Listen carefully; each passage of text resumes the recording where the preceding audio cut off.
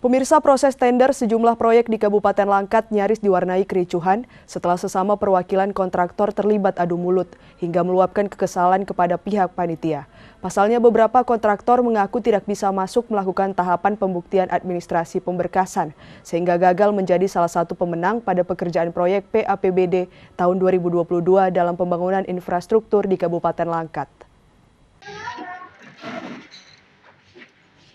Jangan di sini, kami masih lapar di sini. Kan Pak, sudah saya bilang, kami tidak mau peduli.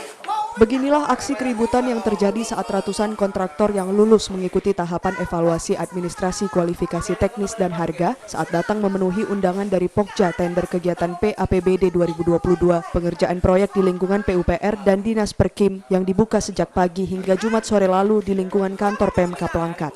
Saat proses pembuktian berkas dinyatakan ditutup, terlihat perwakilan kontraktor tersulut emosi hingga marah dan terlibat adu mulut dengan sesama perwakilan kontraktor lainnya. Tidak tahu kali pakai bapak, pakai sini, pakai sini, pakai sini.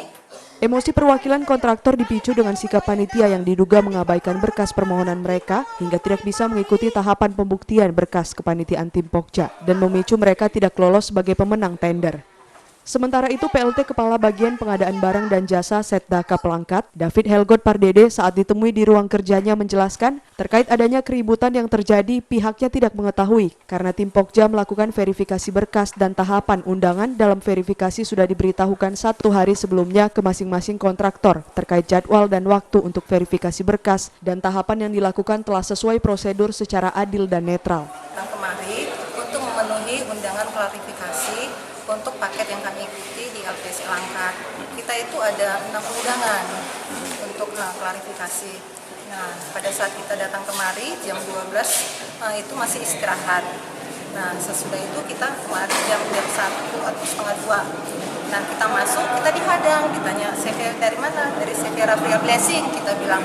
Kita nggak dikasih masuk. Nggak dikasih masuk ke dalam, dihalangin. Nah, kemudian kita pergi.